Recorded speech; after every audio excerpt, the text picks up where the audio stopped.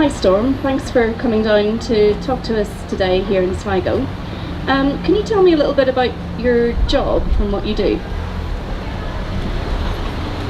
Yeah, my name is Storm, and I came over here to Sligo from the U.S. Just under 2 years ago. My family is originally from Ireland, including Sligo. And before I came over here, I was a full-time activist, environmental and social justice activist in the U.S. for most of the previous 25 years.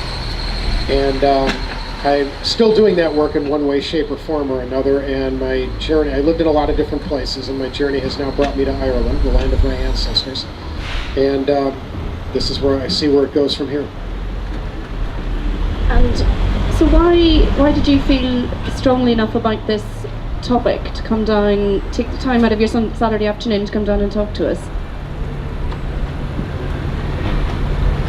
Well, I'm an atmospheric scientist, an earth scientist, a revolutionary ecologist, a radical environmentalist, and a green anarchist. And I've traveled a lot, and I've done a lot of ecosystem defense, wilderness defense work, and in my involvement with that, I interfaced with many indigenous communities. And I got very, very interested in the indigenous perspective on any number of things, including our relationships to the earth and our relationships with nature, and how that impacts our relationships with each other. And I became aware of what is now the ongoing 6th greatest mass extinction, impending global climate catastrophe, ecosystem collapse, and the human population bomb, and all the social injustice that leads to: oppression, poverty, hunger, starvation, disease, disenfranchisement. And this brought to my attention, before I ever actually heard the term later in my more academic research on the subject, this brought to my attention the subject of ecofeminism and the relationship of women to the earth and women to relationship with nature, and how the oppression of women and the oppression of nature are inevitably and inexorably linked.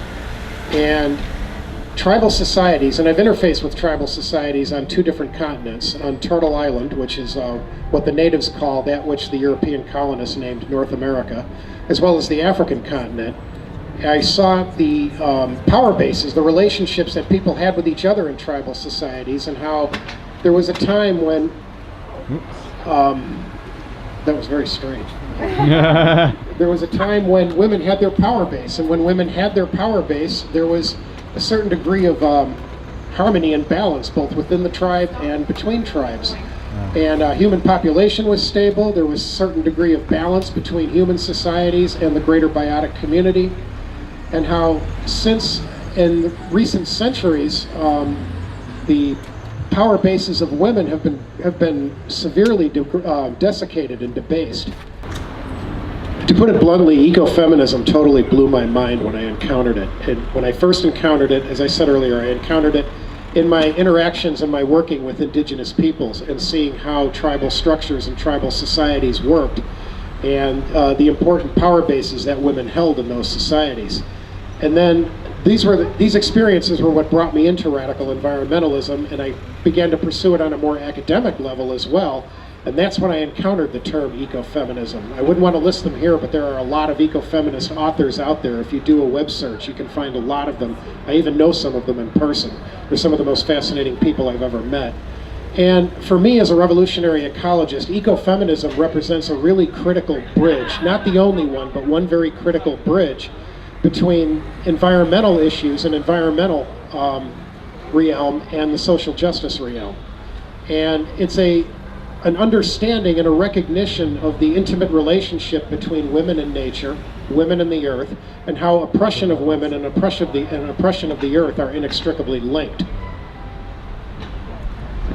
Okay, fantastic. So that's why you feel compelled to get involved, is because you've seen this universal oppression and control of women's bodies. You know, human population and, you know, the issues and the doings regarding births and child raising were principally the province of women in tribal societies. And women understood population dynamics. They understood the relationship between mouths to feed and the availability of food and space. And women in tribal societies they had birth control. And if it was necessary, they had abortion techniques. And a lot of this has been stripped away from them. And because women's power have been debased in societies, most societies, if not all of them, except for a few remaining traditional indigenous societies, we now have the egregious global problems that we have. With the ecological devastation, runaway climate change, and mass species extinction, that cascades right into social injustice and the social ills of poverty and war and disharmony, domestic violence, incest, and economic disparity. And these problems build off of each other and cascade off of each other and make everything worse. And if you want to correct these problems, and we damn well better if we're going to avert not only human extinction, but the sixth greatest mass extinction, which is ongoing, then we need to reinstate women to their rightful place of power. And that rightful place of their power includes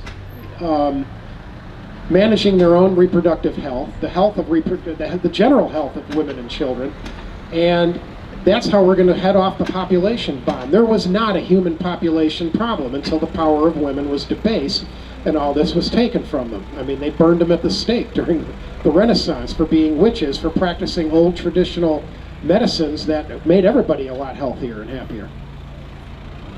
And with you coming from America, you were around, you remember Roe versus Wade coming in, don't you? And since that's been brought in, it's not like access to abortion can be taken for granted. The price of freedom is eternal vigilance, and you have to remember that for everyone, while our victories are temporary, theirs are always permanent. You know, we defend a stand of forest from being destroyed. We succeed for a while. That's a temporary victory. They keep coming back for more. Once they've destroyed that forest, that's it. It doesn't come back, at least not the same. And it's no different with social justice, particularly where women's rights are concerned.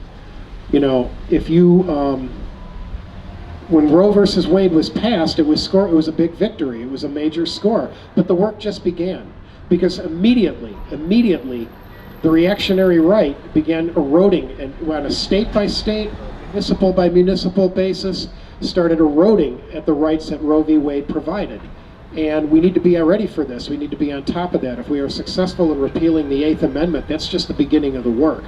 Because these forces operate very insidiously and very subtly sometimes, and eroding the freedoms that we've just gained. And if we lose the freedoms a second time, we may not be able to gain them again.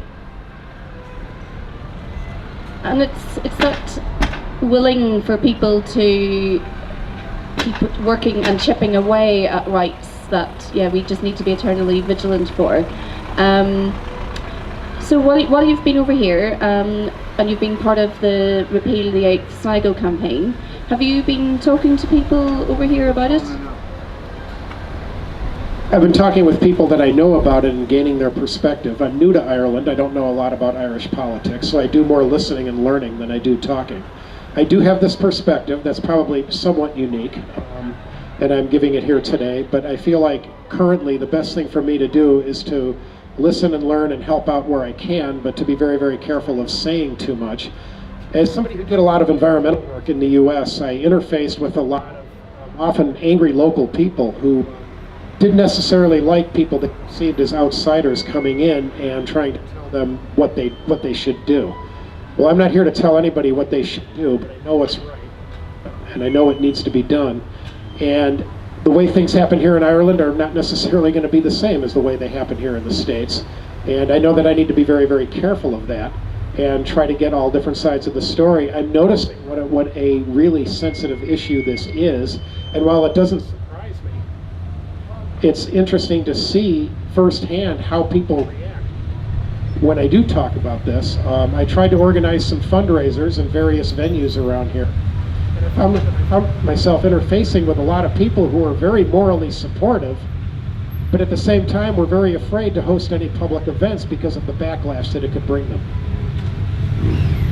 Okay, well, thank you so much for your really important words and perspective on that. It's really, really interesting. Thank you. You're very welcome, and get out and vote for the referendum on the 25th of May.